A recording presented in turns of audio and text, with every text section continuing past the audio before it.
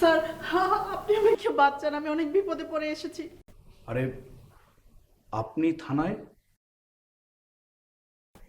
আপনি কি আমাকে চিনতে পেরেছেন?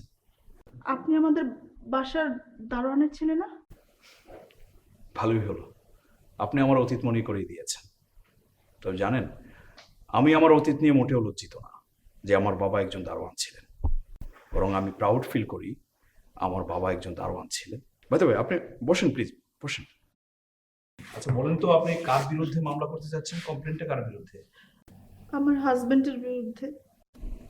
আপনার হাজবেন্ড মানে আপনি কি সেই ছেলেটাকে বিয়ে করেছেন যার কথা আমি আপনাকে বলেছিলাম? জি, আমি সেই ছেলেকে বিয়ে করেছি। সেদিন যদি আমি আপনার কথা বিশ্বাস করতাম, তাহলে হয়তো এই পরিস্থিতি তৈরিই হতো না।